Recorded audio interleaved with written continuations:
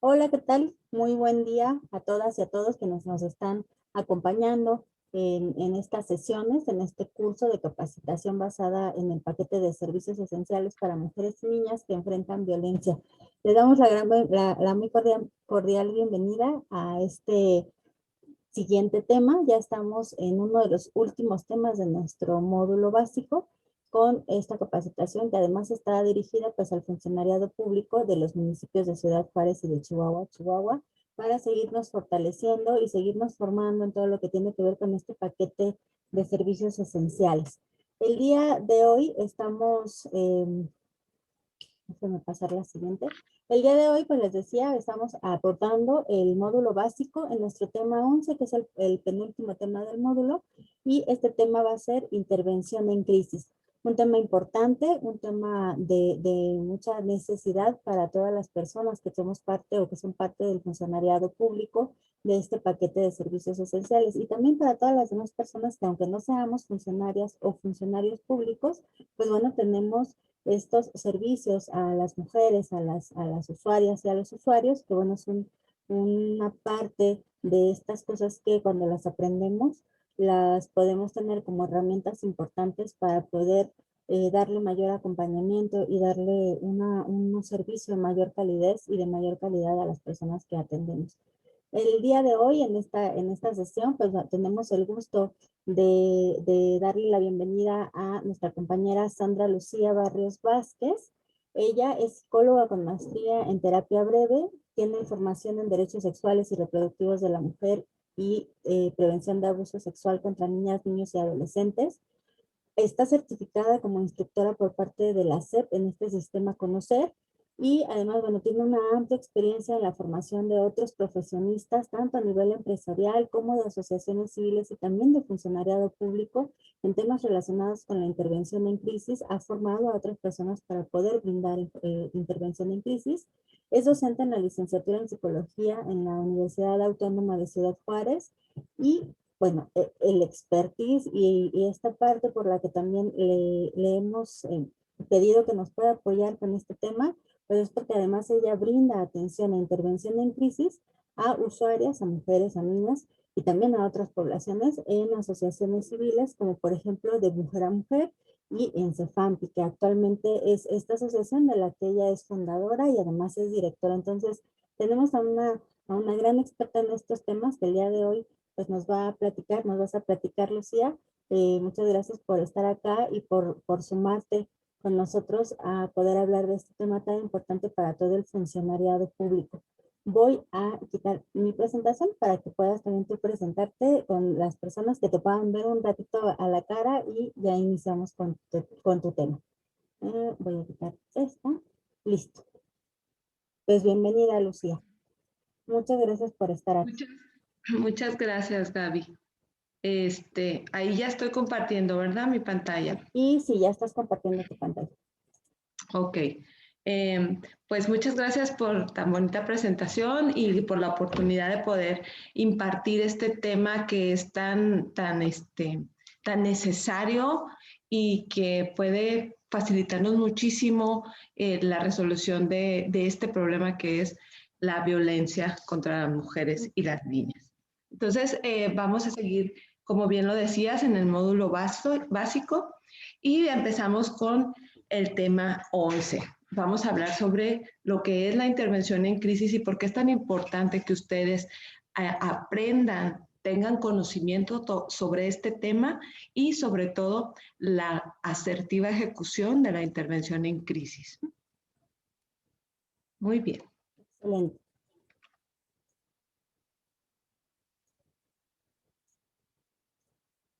Ay, sí, ¿Quieres ok. decir algo, Gaby?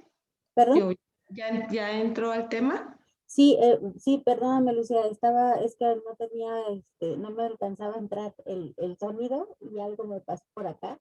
Pero sí, bueno, como decíamos hace un momento, es en esta ocasión hablar sobre el tema de elementos básicos de la intervención en crisis. Es muy importante y también por eso se dejó hasta el final de este módulo, porque es una vez que ya todos hemos ido revisando durante el módulo básico, pues, qué es la perspectiva de género, qué son los derechos humanos, cómo damos esta atención, cuál es el marco normativo y el marco jurídico en el que se enmarcan estos paquetes de servicios esenciales. También muchas veces con algo que nos vamos enfrentando como parte del funcionariado público es saber o identificar que de repente yo digo, bueno, sí, tengo toda la intención o toda la buena intención de hacer mi trabajo con calidad, de dar una atención de calidad, una atención de calidez, pero de repente también me encuentro en que cuando llega la usuaria, que llega llorando, o que llega enojada, o que llega muy asustada, y de pronto yo no sé qué hacer con ella, no sé si abrazarla, no sé si decirle cálmese, tranquila, no pasa nada, no sé si decirle, oiga, está usted histérica, porque hay de todo en las personas que de pronto somos estos primeros respondientes de las usuarias y los usuarios. Y de repente es, ¿qué hago para que esté tranquila? Pero muchas veces tiene que ver con, yo no me siento, y voy a hablar de mi Gabriela, no, yo no me siento tranquila como funcionaria cuando la atiendo porque no sé qué hacer con eso que le está sucediendo. Entonces, en ese sentido, este tema sobre la intervención en crisis es importante para todas y para todos, no solamente para aquellas personas formadas en psicología, que obviamente tienen muchas herramientas y elementos desde la formación, pero pues sabemos que entre el funcionariado que atiende a estas usuarias, pues no nada más, hay psicólogos y psicólogas, hay trabajadoras sociales, pero también hay policías, pero también hay ministerios públicos, pero también está a lo mejor el vigilante o la vigilante que está en la entrada del lugar al que va a entrar, o la persona de información, etcétera. Entonces, que todas esas personas que estamos ahí en ese momento cuando ella llega, sepamos qué hacer. Eh, Primero, identificar qué es esto de la crisis, saber qué es una crisis, saber que una persona está en crisis y luego qué hago con esa crisis, ¿no? Entonces, Lucía, aquí será importante pues que podamos ir identificando junto contigo, ahora que nos vas a estar hablando de este tema. Punto número uno, ¿cómo podemos identificar una crisis? ¿Cómo sabemos que hay alguien que hay una persona que tiene una crisis?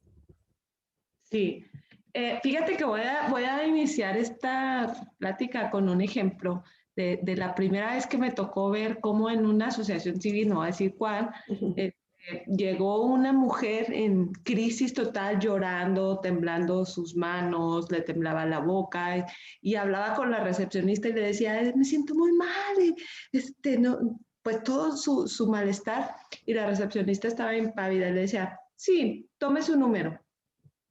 Sí, siéntese, ahorita la atendemos, pero totalmente inexpresiva, ¿no? Yo recuerdo que estaba yo en la recepción y dije, ¿qué está pasando aquí, no? ¿Dónde estás? Si es estamos en una asociación civil, nos dedicábamos a atender este tipo de casos y yo dije, ¿será una falta de empatía? ¿Será que entonces nos vamos haciendo como un callito y dejamos de lado esa sensibilidad ante estas situaciones? Pues pareciera que sí. Cuando yo le pregunté a la chica y le dije, ¿qué pasa? ¿Por qué reaccionas de esta forma? Dijo, es que sí llegan todas, ¿no? Entonces a veces eso nos pasa, pero como a veces cuando la gente está en crisis nos rompe o nos cambia el esquema en el que nosotros creemos que la persona va a responder. Entonces, en pocas palabras, ¿qué es una crisis? Y una crisis es un estado temporal de un trastorno psicológico. ¿Qué quiere decir? Que las funciones normales o habituales de los procesamientos psicológicos neuronales se rompen por un ratito. Trastornar es romper la estructura. ¿Y cómo se manifiesta? Pues por episodios de ansiedad, de confusión, de desorganización mental.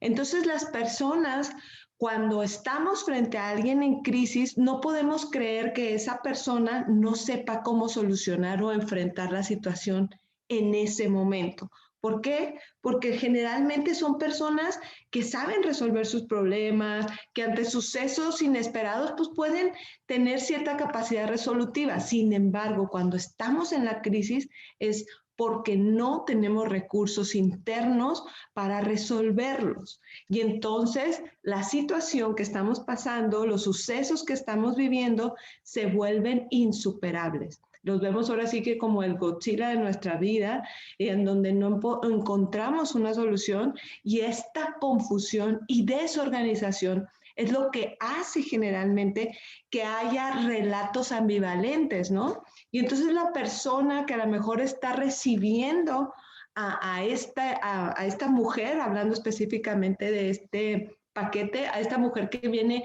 en crisis, la persona que la está recibiendo no entiende por qué tiene, por qué cambia de ideas, por qué va de una idea a otra, por qué de pronto parece ausente, es decir, no tiene una respuesta normal de la situación que está pasando. Ahora, la persona cuando pierde esta capacidad de resolver los problemas, la única opción que puede tener es buscar ayuda. Bien, y en ese sentido, Lucia, digo, te escuchaba cuando decías, es importante, decías una frase que me suena mucho, ¿no? Es, de pronto quienes la atendemos no podemos creer, como que no nos cabe en la cabeza que esa persona no sepa cómo salir de ahí, ¿no? Se nos hace casi increíble y pensaba mucho en, bueno, digo, en todos los casos que de pronto han estado saliendo en los medios, que conocemos tantos, ¿no? Eh, cercanos, no tan cercanos, en los medios, en la televisión, en el periódico. Y de pronto nos encontramos con, incluso con comentarios de quienes atienden y de otras personas cercanas a las mujeres que están viviendo violencia, decir, tú, tú que tienes una carrera, ¿cómo es posible? ¿No? Que no sepas decir que no. Tú que eres psicóloga, porque es muy común, ¿no? Tú que eres psicóloga, ¿cómo es que no puedes identificar que están violentando?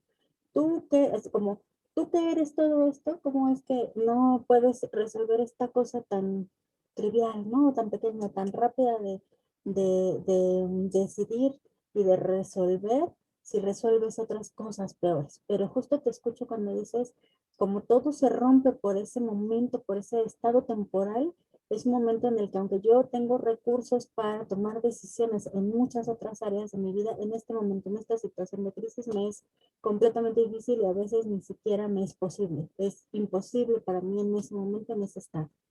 Exacto. Ahorita vamos a explicar un poquito más qué es lo que sucede en el interior de las personas, por qué se Sí. rompe esa estructura. Bien, y entonces aquí una de las preguntas importantes, Lucía, sería también preguntarte qué tan importante entonces sería este manejo de la crisis. Es crucial el manejo de la crisis, el cómo hacemos la intervención en crisis es crucial para el desenlace de la situación que vivan las mujeres o las niñas que están acudiendo a la instancia a pedir ayuda. ¿Quién puede dar intervención en crisis? A veces creemos, ahorita tú bien lo decías, que porque eres psicóloga, o porque eres educador, o porque eres trabajador social y que solamente esas personas podrían dar intervención en crisis, pero no. Cualquier persona puede dar intervención en crisis. Tú que estás escuchando esto, que estás aprendiendo hoy, puedes dar intervención en crisis. Y aquí te vamos a dar las herramientas acertadas para que puedas hacerlo correctamente. Así que cualquiera puede hacerlo. Incluso a lo mejor tú te vas a dar cuenta durante lo largo de esta plática que ya has dado intervención en crisis y no te has dado cuenta. Entonces, lo más interesante de la crisis es que tiene dos vertientes. La crisis nos puede llevar a hundirnos un poco más o nos da la oportunidad de hacer una transformación. Entonces, nosotros como interventores en crisis tenemos que vivir ese riesgo, apuntar hacia ese riesgo para alcanzar la oportunidad de cambio. Ahora, la crisis, recuerden que es solo un momento de la vida. Yo a veces les digo a mis pacientes que es un camino más largo, pero yo les digo, tú ahorita, tú eres experto en tu vida, tú siempre has sabido resolver tus problemas, solo que en este periodo de tu vida, pues no tienes la capacidad, estás en una crisis y hay diferentes tipos de crisis, ahorita las vamos a ver. Pero cuando estamos en ese momento, pues no tenemos la capacidad de resolverla. Entonces, la manera en que me ayuden, en que se me proporcionen herramientas adecuadas, va a ser que yo pueda resolver de manera positiva o en su opuesto de manera negativa. Por eso es importante que aprendas y que tomes las herramientas adecuadas para que la intervención que tú hagas tenga generalmente desenlaces positivos. Así es, perfecto. Ahora, ¿cómo escuchamos las crisis, no? A lo mejor no las vemos y podemos tener conceptos muy básicos o más complejos de lo que es una crisis. Sin embargo, ¿cómo las vivimos? Y las vivimos así como experiencias de la vida. Y a veces decimos, ay, mijito, se te va a pasar. Ay, mijita, esto se le va a pasar. Ujú. Sin embargo, las crisis funcionan para que el individuo pueda recobrar el equilibrio, para llegar otra vez a la homeostasis. Lo vamos a ver también más adelante. Ahora, una crisis puede ser por un hecho catastrófico o puede ser un acumulamiento de hechos. Y a veces dices, híjole, explotó como olla de vapor, ¿verdad? Le salió, explotó, pues es que ya traía un acumulamiento, ¿no? A veces la crisis o el hecho, el suceso no es tan grave y dices, bueno, pues ¿por qué estás perdiendo tanto el control si lo que pasa pues, se puede solucionar? Por eso hay que entender que no es tanto a veces el suceso, sino lo que detona, ¿no? A veces nosotros en la vida vamos teniendo experiencias que nos van dejando huellas y cuando esas huellas son de violencia, son esas heridas que en cualquier otra situación pueden brotar y pueden desarrollar o desatar sucesos más precipitantes y uno tras de otro, ¿no? Entonces, no necesariamente a veces la crisis tiene que ver con el suceso, sino con cuestiones del pasado, como dice aquí, ¿no? A veces son cosas que van más para atrás. Aunque sean cosas del pasado, es importante que tú al entender o hacer la intervención en crisis, seas consciente de que la solución lo va a hacer con recursos del presente.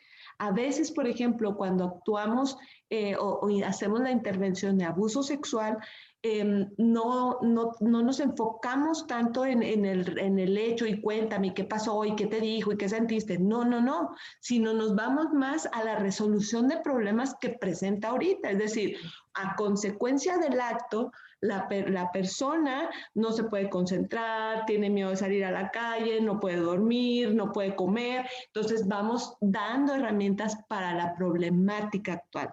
Entonces, en la intervención en crisis, aunque también vamos a indagar un poquito en la resolución de tiempos pasados, las soluciones que otorguemos nosotros ahorita en el presente son cruciales.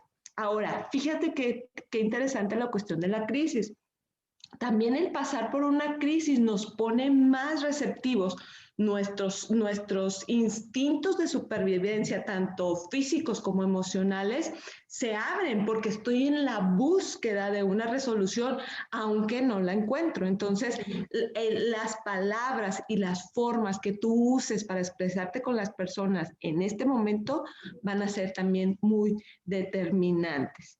Ahora, eh, las crisis a veces incluyen pérdidas reales, ¿no? Por ejemplo, ahorita que vivimos la cuestión de pandemia, pues sí, sí falleció la persona, es una pérdida real y no vamos a tener en la intervención en crisis la injerencia de, ay, pues vive el duelo y eso. No, es solamente en el momento. ¿Qué palabras necesita en el momento? Y también las crisis permiten la, eh, ahora sí que como el ave fénix, ¿verdad? El resurgimiento de fortalezas que a veces no creías que tenías y en medio de la crisis dices, wow, reaccioné de tal o cual forma, ¿no? Como aquella historia que anduvo, bueno, hace muchos años no podría decir que fue viral porque todavía no existían esas cosas, pero de aquella madre, ¿no? Que levanta un carro para sacar a su bebé de abajo, ¿no? Entonces, sí, también las crisis nos pueden ayudar para mejores situaciones, Ok. para la solución de problemas futuros.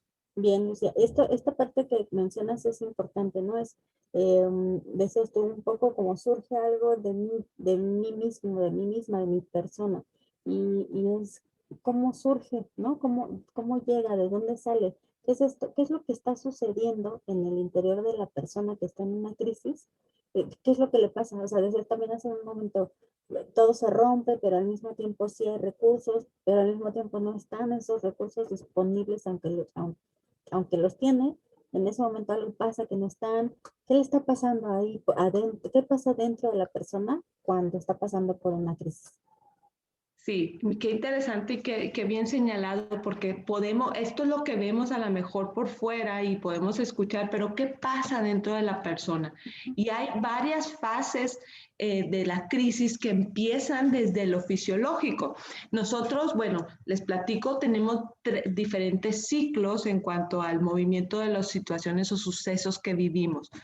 Para empezar, ¿no? Que tenemos el ciclo fisiológico, que hablamos de las primeras 24 horas, y cuando alguien tiene un accidente decimos, si sobrevive las primeras 24 horas, físicamente ya la armamos, ¿verdad?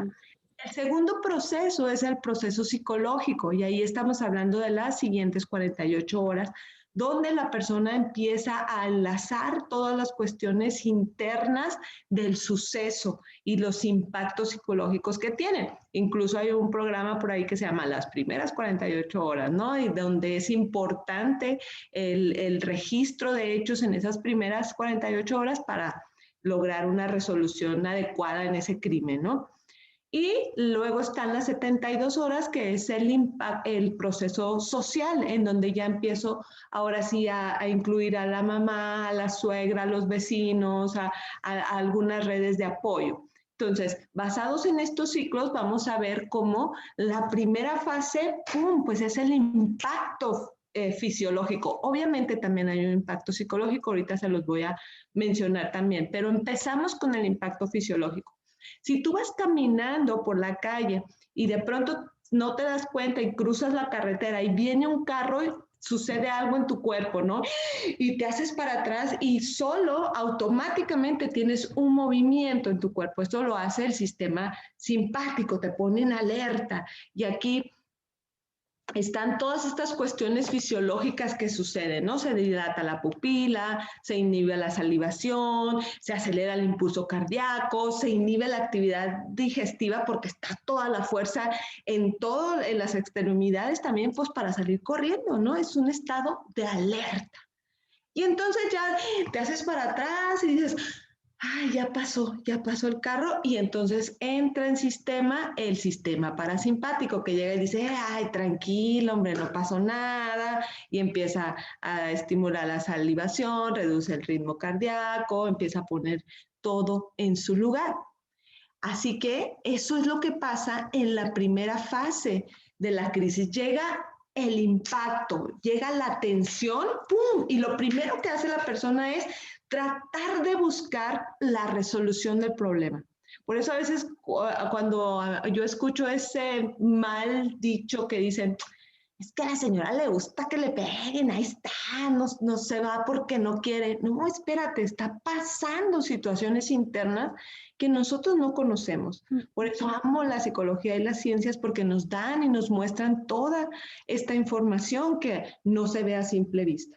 Y Entonces, esta primera fase que comentas, Lucia, entiendo que tiene mucho que ver con este instinto de supervivencia. O sea, es eso que te permite, la resolución de la situación no es que en este momento yo diga, ya agarro mis cositas, me voy, sino es cómo le hago para sobrevivir en este preciso instante. exacto, es lo primero, ¿no? Por ejemplo, estando en un momento de violencia donde va a ser agredida, a lo mejor lo primero que dice, quiero salir corriendo, ¿no? Me voy a salir. Sin embargo, aquí ya entra la segunda fase, donde dices, pues no, está cerrado con candado, no me puedo brincar, tengo rejas, no, la casa no tiene puertas, porque muchas veces les quitan las puertas, y entonces no hay manera de encontrar una resolución actual en el momento. Y entra la segunda fase de la crisis, que es, se da cuenta que no puede resolverlo. Y la tensión aumenta porque la problemática, el suceso sigue ahí, el riesgo de ser violentada sigue ahí en el momento, ¿no? En la crisis.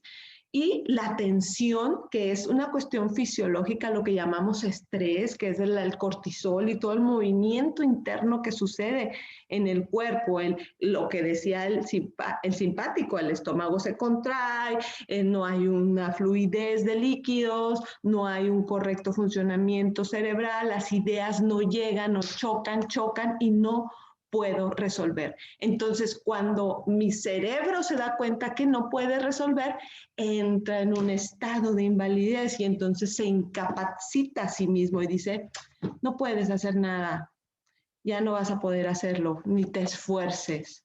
Y entonces entro a la fase 3, donde dice, ¿cómo de que no? Como nuestro cerebro es maravilloso. Yo siempre lo digo que hasta los trastornos mentales son para protegernos, nos ayuda a protegernos de cierta manera.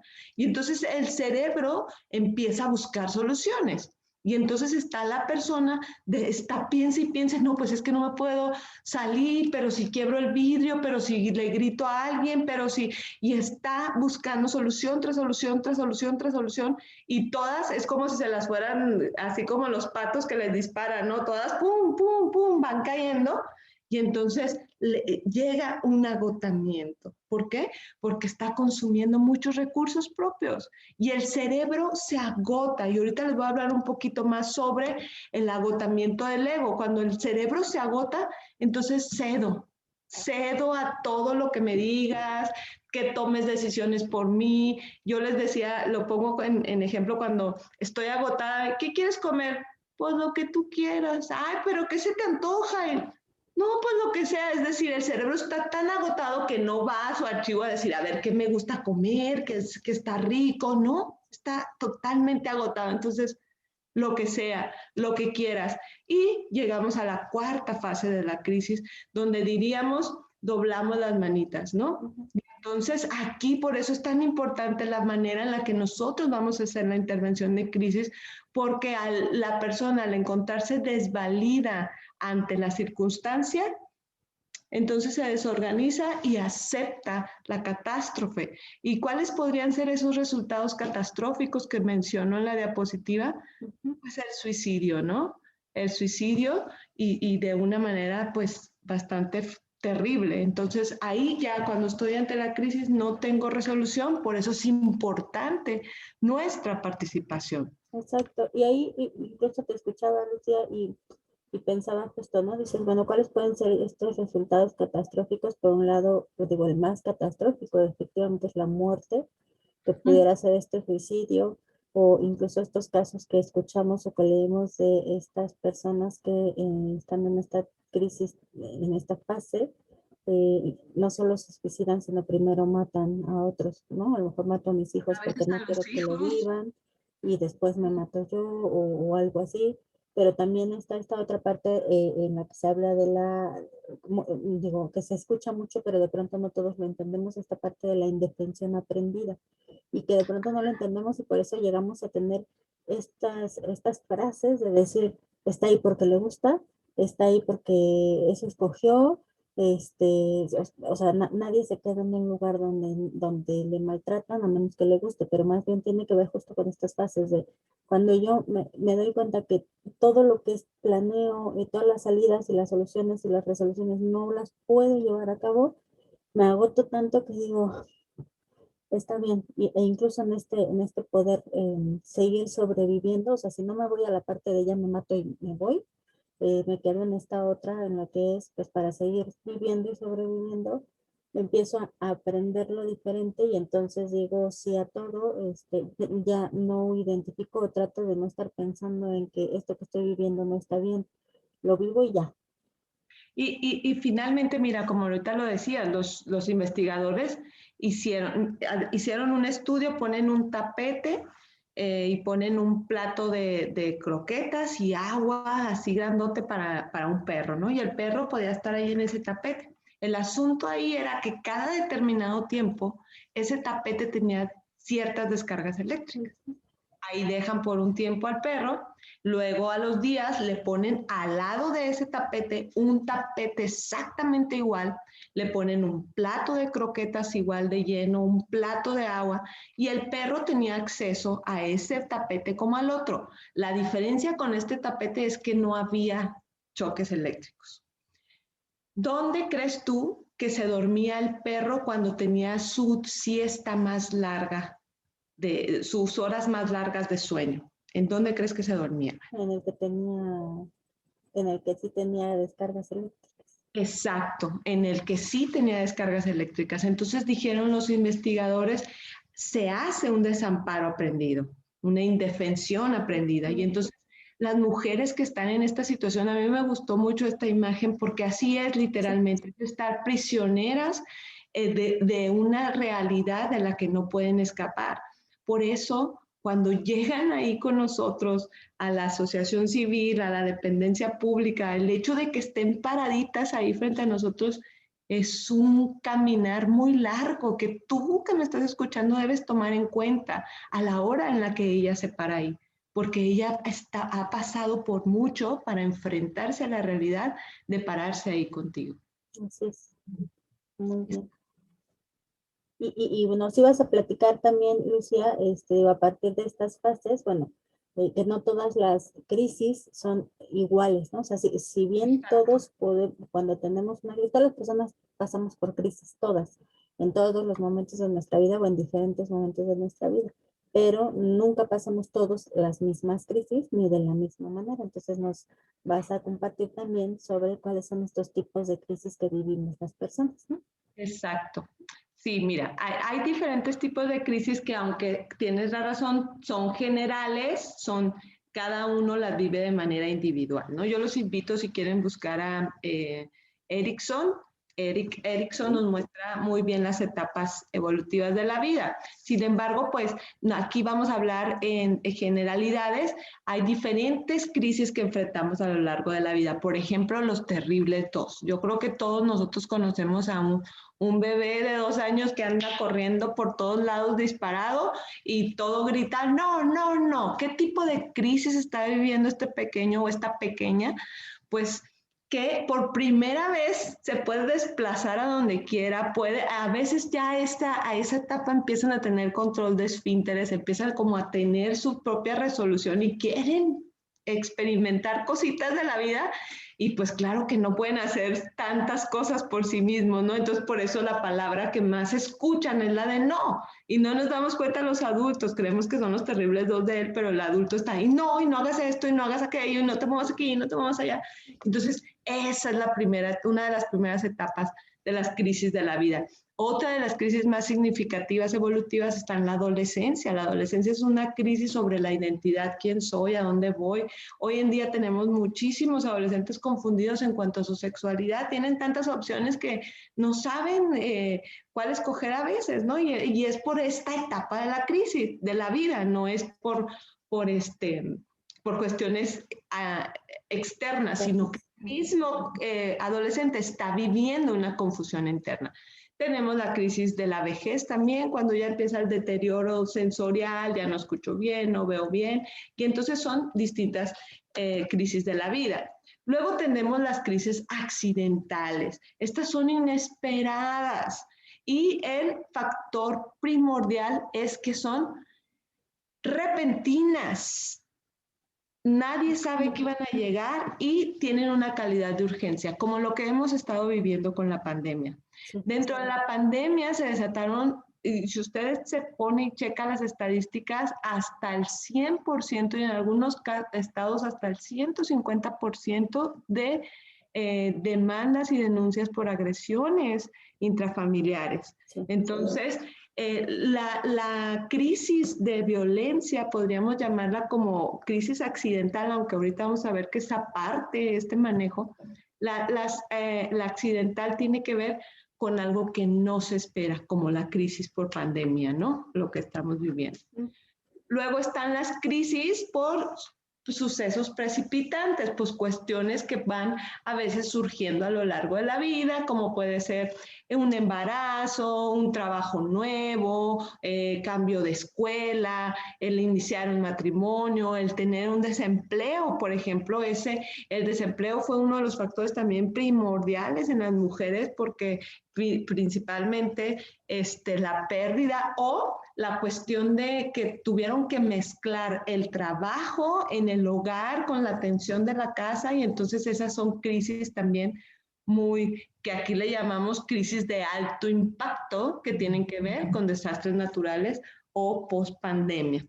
Entonces, por ejemplo, todavía después de la pandemia, digo, escuchándote aquí, nos falta un trecho de lo que viene después de la pandemia. O sea, ya que empecemos a bajar contagios, a tener más vacunas, aún así va a llegar lo que es ahora cómo nos enfrentamos al mundo después de todo lo que pasamos. Hasta ahorita llevamos un año y meses, ¿no? No sé cuántos más nos falta, pero después de años y meses, ¿qué vamos a hacer ahora en esta nueva realidad? Sí, la reinserción, ¿no? A la A actividad, todos, sí. a la vida diaria. Ujú. Ahora, como les decía, bueno, las mujeres y niñas que viven violencia, viven un tipo de crisis, digamos, la ponemos en un rubro aparte, en un apartado distinto, es decir, estas anteriores las viven hombres y mujeres por igual, y Ujú. aquí nos vamos a enfocar un poco en las mujeres y niñas, o específicamente en ellas que viven violencia. ¿Cómo es el estar con la agresión física? Yo no sé si a ti te ha tocado estar en algún momento disfrutando de un baño rico, con el champucito, los ojos cerrados, a lo mejor hasta cantando, y de Ujú. pronto alguien te abre la puerta y te empieza a agarrar a golpes con un cable de una grabadora y te empieza a dar por todos lados, ¿no? ¿Cómo será vivir dentro de un lugar en donde puede suceder eso Ujú. intermitentemente, ¿no? Viven amenazas de muerte, tanto ellas o los hijos o tus papás, voy a matar a alguien si haces esto, si dices, violación, porque aunque sea matrimonio, bueno, ya sabemos que si la mujer no está de acuerdo en tener relaciones sexuales, es violación. Y entonces estar ahí en un ataque sexual latente, que puede ser un ataque sexual tanto del compañero como de cualquier desconocido que pueda entrar al hogar a tener Ujú. ese ataque. El incesto, cuando se vive el incesto dentro de la casa, terrible, terrible como para las niñas, para las mujeres, el estar acosadas todo el tiempo, el percibir esas miradas, esas palabras, esos toques que mantienen la atención total en todo momento, están alertas. El saber que ya va a llegar o que ya Es se va a hacer de noche y es el momento en que, o que ya se van a ir todos a hacer otras cosas y me voy a quedar sola pues, con quien me está agrediendo, ¿no? exacto, que van identificando estas señales, ¿no? De que se va a dar el acto. Y la infidelidad, yo creo que la infidelidad incluso ya hasta se dice que no es causal de divorcio, sin embargo, es un hecho violento contra la mujer, el hecho de engañar, de faltar a la lealtad y por supuesto, pues la muerte de un hijo, ¿no? Que lo hemos visto en muchísimos casos donde a la hora de ejercer la violencia se pierden los límites y entonces podemos llegar hasta este punto. Y en este Entonces, sentido, Lucía, digo, escucho y veo esta lámina que nos pones y entiendo que justo las crisis que viven las mujeres y las niñas que están viviendo violencia en realidad son diferentes o no se clasifican en el mismo lugar que las que nos presentabas antes. O sea, estas crisis de la vida de acuerdo a la etapa del crecimiento, ni a estas crisis por un evento específico, sino que estas son, decías tú, son crisis específicamente generadas por un acto de violencia. exacto, correcto, porque no pueden ser clasificadas en ningún otro. No hay un proceso evolutivo en la vida del ser humano que genere que lo golpeen, que lo minimicen, que viva este tipo de violencia. No hay accidentes, que es que fue un accidente, por eso la golpeé. Ah, No hay accidentes.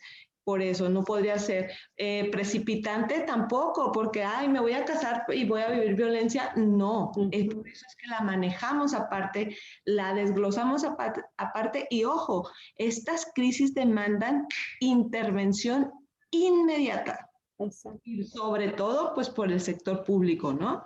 Que es Así es. donde vamos a ir. Y ahí sería muy importante, bueno, antes de hacerte también una pregunta sobre este papel del funcionariado, importante también identificar, porque decías tú, no hay algo, no hay una etapa en nuestra vida de las personas que nos ponga en un lugar en el que digas, pues me toca o nos toca ser violentados porque es parte de la vida cotidiana, ¿no? Y que antes, digo, creo que todavía en algunos, en algunos, en muchos casos quizá todavía se ve así, lo menos, pero antes era como una vez que te emparejas, te cases, te juntes o lo que sea, entonces casi casi una de las cosas que tienes que recordar es que tu pareja te puede pegar porque o eres de su propiedad o porque para eso nos casamos o porque esa es la cruz que nos toca vivir o nos toca cargar y que entonces también como funcionarios y funcionarios es importante recordarnos que esto no es así. O sea, que no es, si yo me casé, me emparejé con alguien, no lo hice pensando en lo que sigue es que empecemos a vivir violencia. Eso no es, no tendría que ser lo que sigue. Incluso,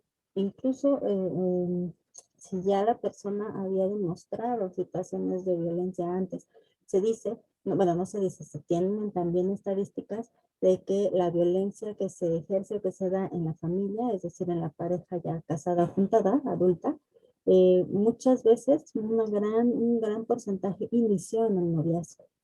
En el noviazgo hay ya avisos, pero ojo, para quienes somos funcionarios y funcionarias, tampoco se vale que digamos, pues si ya lo hacía desde que eran novios y todavía se fue a casar, pues es que, ¿qué esperaba, no? Pues, seguramente no esperaba que pasara esto. Es que es lo que yo creo que lo vieron también en el módulo de masculinidades, exactamente. Ujú. De manera cultural, la emoción que está permitida al hombre que exprese es el enojo. Y entonces a mí me ha tocado escuchar infinidad de hombres violentos que Ujú. golpearon a la mujer y dicen, es que estaba enojado, es que me enojé. Y entonces el hecho de que es que tenía una emoción que me sobrepasó, me justifica. Y no, señor, pues debemos, ya ese es tema de otro taller, ¿verdad? Ujú. Debemos desarrollar inteligencia emocional para poder gestionar la emoción. Sin embargo, por eso lo manejamos en un rubro distinto y ustedes mismos que están de oyentes, traten de clasificar todos estos tipos de crisis que viven estas mujeres en las otras y no entran. Así es, muchas gracias, Lucía. Y entonces ahora sí te pregunto, ¿cuál sería este rol tan importante del funcionariado cuando les toca intervención o hacer intervención en crisis con estas mujeres y niñas que están viviendo violencia? Sí, aquí es el punto primordial en el que quiero llegar y te pido por favor que pongas toda la atención posible. Vuelvo a hacer énfasis, la forma en la que hagamos la intervención en crisis va a determinar si el resultado de esa crisis es positivo o negativo. ¿Cuál es la diferencia si se cuenta con un apoyo? Y el apoyo muchas de las veces está en el sector jurídico, en las leyes de nuestro país. Y entonces a veces la mujer dice, yo ya no puedo, entonces la policía y le hablo a la patrulla y a veces hasta con eso tratan de tranquilizar a la otra persona y le voy a hablar a la patrulla y te voy a poner una demanda, pero si la mujer para atreverse a hacerlo vive un proceso y si todavía cuando llega con nosotros no le damos el apoyo, fíjense, les voy a contar una historia que sucedió y no la iba a contar porque no encontré la referencia, pero luego se las voy a poner ahí en el chat. Bien. Resulta que antes de cuando pasa lo de la marcha de las mujeres que las queman en la fábrica y todo esto, lo del 8 de marzo, poquito más adelante, perdón, poquito más atrás, hay un suceso registrado en España de una mujer que vivía violencia por parte de su esposo de manera fuerte. Y entonces ella era ya por los años 60, por ahí, que todavía estaban las cámaras de estas portátiles, ella va a la dependencia municipal ahí a pedir ayuda y va a poner la denuncia. Entonces cuando llega y les dice a los funcionarios, que su esposo la golpeó, pues se ríen de ella. Y entonces le dicen, pues algo has de haber hecho, ¿no? Algo has de haber hecho para que te golpearan. Y entonces le dicen, ya mejor vete a tu casa y ponte a lavar y haz de comer para que cuando llegue tu esposo no se enoje. Y total que la batean, ¿no? Entonces cuando ella va saliendo, están grabando ahí algo están grabando, un noticiero, y entonces ella sale en el cuadro de la cámara y se ve en la cámara. Y cuando llega a su casa, pues, ¿qué creen? Que el esposo la vio en la cámara? Y entonces la agarró a golpes de tal manera que la mató. Ese hecho hizo que las mujeres a nivel mundial salieran a las calles a gritar por sus derechos, porque a esa mujer le pudieron salvar la vida si la atendían asertivamente, en donde ella sabía que debía encontrar ayuda, porque esa es nuestra función como asociaciones civiles, como trabajadores públicos, proporcionar ese apoyo que le brinde seguridad, es decir, no está sola. Hay un sistema judicial que te respalda y podemos ayudarte a sopesar esta situación. Si esta mujer siente este apoyo y esta seguridad, el impacto de la crisis va a ser totalmente positivo y entonces, ¿sabes qué? Va a poder liberarse de la violencia. Y yo también, así como hay muchos testimonios que tengo de violencia, también hay muchos testimonios que tengo de mujeres que han librado y que han salido de esa situación. Ahora, ojo, nosotros como funcionarios públicos o como interventores en crisis, debemos también conocer lo que es el ciclo de la violencia para no confundirnos, porque entonces podemos creer que la intervención va a llevarnos hacia esa cuestión aparente de quietud. ¿Cómo lo presentamos el ciclo de la violencia? Yo aquí en medio, a lo mejor por aquí pondría un corazoncito y diría, estamos ahí en la etapa del amor, te quiero tanto, eres mi vida, nadie como tú, pero entonces ya hiciste algo que no me gustó, como me decía, me decía una vez un señor que estaba yo atendiendo, me decía, pues es que yo le dije que no se pusiera ese vestido, yo ya le había dicho que no se pusiera el vestido, ¿no? Entonces empieza el momento de tensión, te pusiste el vestido que te dije que no, ¿no? Y entonces empieza la discusión, no, que sí, que me lo pongo, que no, que esto, y llegamos a la explosión de la violencia, y es donde se pueden dar los golpes, el señor le rompió el vestido, la golpeó, o sea, desató totalmente la violencia. Luego, a los días, pues ya estaba el señor ahí en terapia, todo qué, todo arrepentido, ya calmado, pues es que no era lo que yo quería. Y entonces ya estaba en toda la reconquista. Y esta etapa de la reconciliación a veces es lo que estamos esperando. Y nos hacemos, diría Skinner, nos condicionamos a estar disfrutando solamente de esa, esperando la reconciliación. Entonces nos podemos aventar todo el ciclo para esperar esta aparente calma.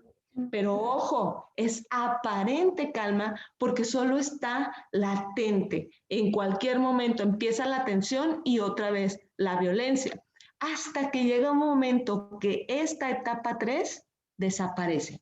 Ya entonces no hay calma, no hay reconciliación, solamente vamos de tensión, agresión, tensión, agresión, tensión, agresión.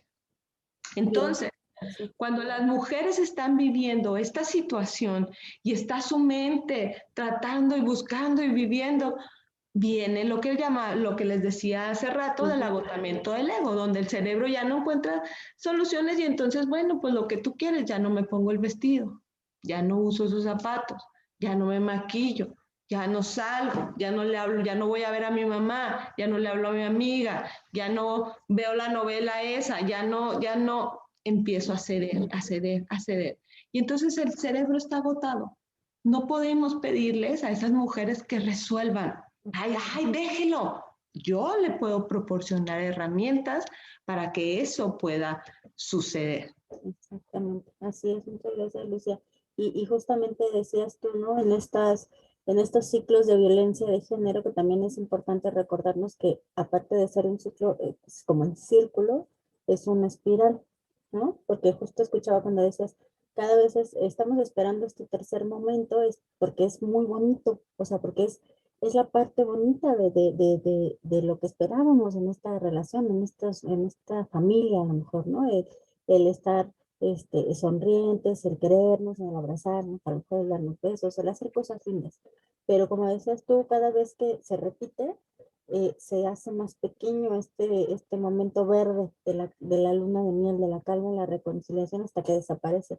Y ahí es cuando ustedes les han hablado sobre la espiral de la violencia, bueno, tiene que ver con este ciclo. O sea, todo el tiempo está repitiéndose, pero se va repitiendo, se va haciendo más grande en cuanto a más violento, más intensa la explosión, más intensa la tensión, y precisamente por eso es que es importante que quienes somos parte del funcionariado y de las asociaciones civiles que atendemos o ayudamos en la prevención, tengamos siempre esta noción de requerimos poder estar dando estas herramientas, poder tener a la mano estas herramientas para tratar de que en algún momento esto se pueda reducir, porque ya sabemos que lo que va a pasar es que se va a hacer más fuerte, más fuerte, más intenso, y ustedes han visto estos, ¿cómo se llaman? Estas como regletas de los violentómetros, ¿no? Empezamos con palabras, con burlas, pero el final que decía también hace rato Lucía, es este final catastrófico y a veces puede ser esta muerte o este asesinato, porque ya no hablaríamos tanto de la cuestión del suicidio, sino la cuestión de violencia es qué es lo que nos podemos esperar, que el golpe sea tan fuerte, que el momento de explosión y agresión sea tan intenso que la persona que está violentando, pues resulta que termina matando a la otra persona, a la víctima en este caso, ¿no? Ya no es sobreviviente porque si muere ya no sobrevivió. Ya ahora es la víctima que se vio en esta espiral y en este ciclo hasta la última consecuencia más catastrófica, que es la cuestión de la muerte. Y en este sentido, Lucia, que estabas comentándonos, que nos quedan más o menos unos 15 minutos, nos falta un poco también, pero este está muy interesante. También preguntarte, bueno, en estar regresando todo el tiempo, ¿no? En tensión, explosión, calma, tensión, explosión, calma, y luego tensión, explosión. ¿Cómo le hacen las mujeres para enfrentar continuamente estos ciclos una y otra y otra y otra vez? ¿Cómo le hacen para aguantar? ¿Tiene que ver con este agotamiento del ego o además hay otras cosas, hay otros recursos que utilizan para poder seguir ahí? Como les digo, sí, también entra el agotamiento del ego, pero nuestro cerebro siempre va a buscar la forma de ayudarnos, de protegernos. Esa es la maravillosidad de nuestra mente. Y sí, pues las mujeres van desarrollando ciertas estrategias de supervivencia para, pues ahora sí que aguantar los golpes de la vida, ¿no? Entonces, ¿qué es lo que hace? Pues para empezar minimizan los actos brutales, ¿verdad? Pues no me pegó tan fuerte, no me gritó tanto, es que estaba borracho, es que a él también cuando era chiquito su mamá le pegaba bien feo y sufría mucho, él ha sufrido mucho y llora, después de que me pega llora, pobrecito. Y luego puede negar el abuso. En una ocasión, fíjense, me tocó a mí atender, estábamos atendiendo dos hermanas. Fue bien interesante y lo estaba atendiendo una colega y yo, los dos en Cefampi. Y de pronto empezamos como, oye, pues a hacer una interconsulta de los temas. Y entonces yo le empiezo a referir pues toda la violencia que vivían. Y entonces ella me dice, ay, fíjate, dice, a mí mi paciente no me ha referido violencia nada, ¿no? Entonces, cuando empezamos a hacer la confrontación, negaba totalmente el abuso. Ella hablaba de un papá comprensivo, amoroso, que la cuidaba. Es decir, toda esta idea fantasiosa que la niña podía tener de lo que es un papá, la estaba proyectando en algo que no era real, o sea, estaba usando este mecanismo de negación. También minimiza las consecuencias, no me quedó morado, no me dolió tanto, mis papás comprenden que él está loco, al cabo a mí ni me gusta juntarme con esa gente, es decir, no hay consecuencias tan graves y se culpan de la violencia recibida. Es decir, a veces dice yo lo provoqué. Y fíjense que a mí me tocó, fue muy significativo para mí la primera vez que yo atendí a una mujer que estaba relatándome hechos de violencia, porque ella hizo corporalmente un movimiento, ahorita también vamos a hablar de esto, pero corporalmente un movimiento que cada vez que ella me relataba la violencia, o sea, me decía, no, pues estábamos en una casa todos juntos y esto, y luego decía, y me agarró de los cabellos y me arrastró, y cada vez que hablaba de los actos violentos cerraba los ojos, físicamente cerraba los ojos, es decir, sí hay una ceguera interna ante los hechos. ¿Por qué? Porque se defienden. Aquí le pongo contra qué, contra los discursos sociales. Se defienden con que van a llegar a decirle, pues sufres porque quieres, pues estás bien densa, pues ve, denúncialo, ya hay hasta Fiscalía de la Mujer. Es decir, vamos dando todos estos discursos negativos. A veces también las mujeres tienen miedo a la reacción de los familiares, que es decir, mi papá no vaya a matarlo, mi hermano se va a enojar, y tienen miedo a lo que ellos vayan a hacer. Ahora, otro punto muy importante está en los dolores psicológicos. Cuando hablamos de dolores psicológicos, pues no estamos hablando de un dolor de cabeza o dolor de pierna, estamos hablando de un dolor interno.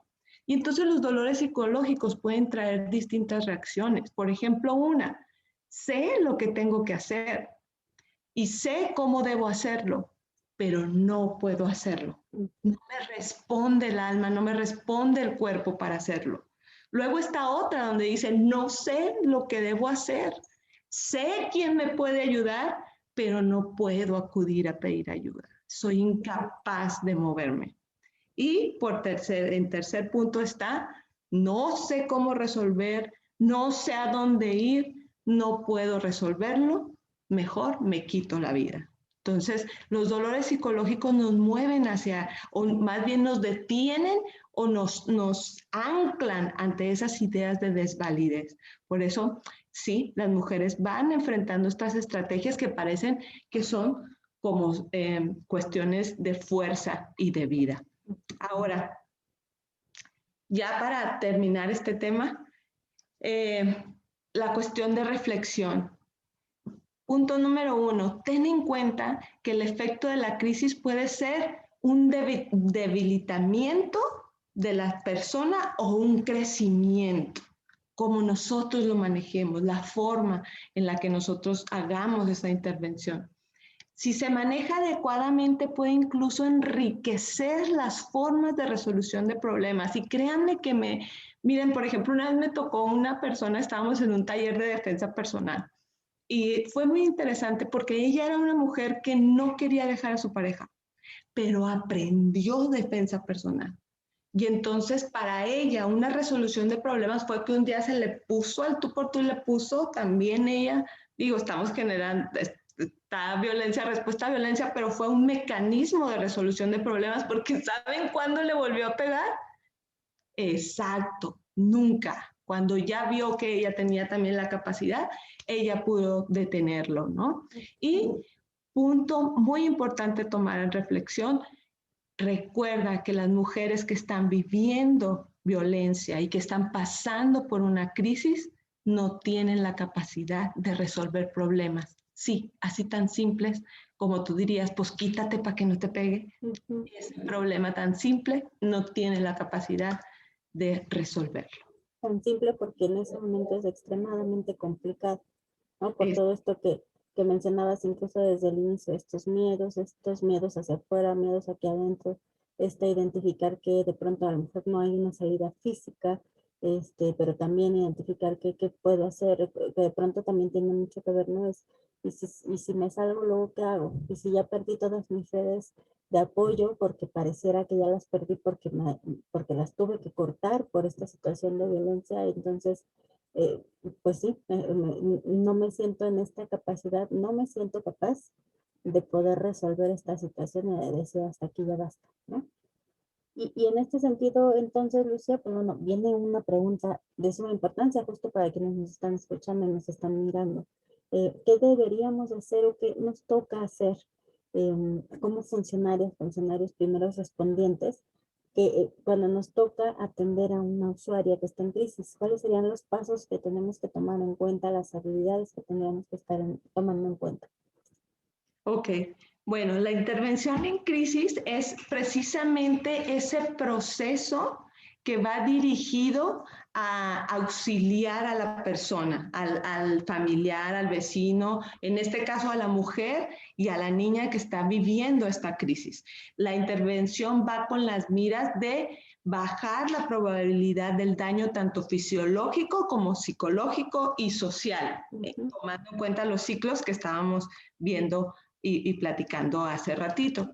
Ahora, otra vez, ¿cuáles son los factores que determinan que una crisis llegue a un crecimiento o que impacte de manera negativa? Bueno, punto número 1, tendríamos que checar la gravedad de los sucesos y las consecuencias para la mujer, es decir, hasta dónde llega. Y aquí es bien importante que seamos un poco asertivos. Me tocó también conocer el caso de una mujer que empezó a ir a cierta dependencia y entonces su psicólogo le empezó a decir, déjelo, y la empezó a motivar a que dejara al agresor y que se saliera. Ella tenía 3 niños y entonces pues la trabaja y se vaya bien empoderada, agarra sus cosas, ya me voy. Y a punto de la medianoche le estaba hablando al psicólogo diciéndole, ¿qué hago? Estoy en la calle, no sé dónde llevar a mis hijos, no sé qué hacer con ellos. Entonces, debemos ser asertivos, sobre todo nosotros que estamos dando intervención en crisis y que, como más adelante vamos a ver hacia dónde canalizar, tendríamos que ver, a ver, si yo le digo que se vaya, si le digo que se le enfrente, Si le digo cuáles consecuencias va a haber, ¿no? Luego también es muy importante que podamos nosotros indagar cuáles son los recursos personales que tiene la víctima, que tiene que ver desde su temperamento, porque nuestro temperamento es quien nos dirige a nuestra capacidad resolutiva, aquella capacidad de resiliencia que tenga la propia víctima, la propia persona, mujer, en cuanto a levantarse de la adversidad, ya sean propios, que ella haya nacido con ellos o que los haya adquirido de experiencias anteriores, ¿no? Yo antes viví tal cosa y lo pude solucionar de esta manera. Y escucho, perdóname, Lucía, no, pero sí creo que es importante este último punto que vas a decir, sí. Sí, lo de la red de soporte y los contactos sociales. ¿A qué voy con red de soporte? A veces creemos que la red de soporte de la mujer puede ser solamente sus familiares o sus amigos más cercanos, que a veces no responden. La red de soporte somos nosotros, los contactos sociales somos nosotros. Muchas de las veces las mujeres cuando se quieren enfrentar a los hombres y les dicen, voy a ir a pedir que me ayuden ahí en la fiscalía, y ellos le dicen, ni te van a hacer caso porque aquí el poder lo tengo yo. Y empiezan ellos a hablar como si conocieran de leyes y empiezan a confundirlas y entonces ellas no saben qué es la realidad. Y tú dices, ay, ¿cómo le va a creer a ese ignorante? Pues le creen. Entonces, cuando llegan ahí con nosotros, nosotros somos sus contactos sociales. Nosotros nos venimos a convertir en su red de soporte por esos minutos u horas que ella va a estar ahí con nosotros y entonces la podemos guiar a otras dependencias que también puedan ser su red de soporte. Así es, Lucia, y perdón que te estaba interrumpiendo, y justo es en este sentido de estos 3 puntos que acabas de mencionar, y este ejemplo que decías de este compañero, ¿no? Que de pronto le dice, pues vaya, sálgase, tal, y de repente ella se sale y dice, ¿y ahora qué hago? Y que hay un paso importante que además nos toca trabajarlo en otro momento también dentro de nuestros módulos de este curso, pero que también dentro de las instituciones se va trabajando. Yo lo ubico muy bien, por ejemplo, en los programas de salud, que es el plan de emergencia, ¿no? Y el plan de emergencia es precisamente si estamos teniendo este contacto con estas mujeres que han estado reportando que viven violencia y todavía no están listas, porque cada quien tiene su proceso para decir hasta aquí ya se acabó, y a veces es rápido y a veces tarda días, meses, semanas, no sé si años. Es que por lo menos yo pueda tener este plan en el que voy escribiendo justamente después. Si yo un día me salgo, ¿a dónde voy? ¿Qué me tengo que llevar? ¿Dónde puedo poner mi dinero? ¿Quién me puede guardar dinero para poder salirme corriendo? ¿A qué personas puedo acudir? ¿A quiénes de mi familia? ¿A quiénes de los vecinos? ¿A qué instituciones puedo llegar? ¿O en dónde puedo pedir ayuda? ¿Cómo puedo hacer una llamada telefónica? ¿A qué números tendría que estar llamando? Y eso, como bien decías, Lucía, sí, nos toca también desde ser esta red de soporte y este contacto social desde las dependencias, quienes estamos atendiendo, podamos darle e irle preparando con esta información y con estas estrategias de emergencia para que cuando esté lista y esté en su momento, ella pueda tener más recursos, no sé si tenerlo todo, pero sí tener más recursos con los que pueda decir, me salgo, va a ser difícil, pero me voy de esto que ya no quiero que siga pasando, ¿no? Y en ese sentido decíamos, Lucía, bueno, ¿cuáles serían entonces estas medidas que pueden tomar desde los servicios públicos, específicamente desde las dependencias que están incluidas en este paquete de servicios esenciales? ¿Qué medidas tendrían que tomar justamente para poder dar esta buena atención en crisis? Ok, sí. Tenemos dos fases de la intervención en crisis, que ahorita los que estamos aquí, los que están tomando esta ponencia, tiene que ver con la primera instancia. La primera instancia son los primeros auxilios psicológicos, que los vamos a ver más a profundidad en el siguiente tema. Y tenemos que checar primero asistencia física inmediata. La persona primero tendremos que salvaguardar su capacidad, su cuestión fisiológica, si está herida, si está golpeada, si necesita una intervención. Ahora, esta primera instancia, estos primeros auxilios psicológicos duran poco tiempo. Nosotros a lo mejor nos va a tocar, como les decía, estar minutos o estar algunas horas con esa persona. Y ojo, la intervención en crisis la puede hacer cualquier asistente social. Tú que me estás escuchando, esta primera instancia de intervención en crisis la podemos hacer quien sea. Ahora, hay una segunda instancia, que esta es ya un poco más profunda, y esta tiene que ver con la terapia para crisis, y es la resolución de problemas psicológicos. Y esto pues ya requiere mucho más tiempo y requiere un proceso psicológico o psicoterapéutico que lleve a la persona a la resolución de problemas, que a mí me ha tocado acompañar muchísimas mujeres en este andar de salir de la violencia o de situaciones de violencia ya a largo plazo, es decir, yendo a paso a pasito. Para esta segunda instancia, sí requerimos terapeutas calificados, psicólogos titulados con maestría clínica, con algunas especializaciones.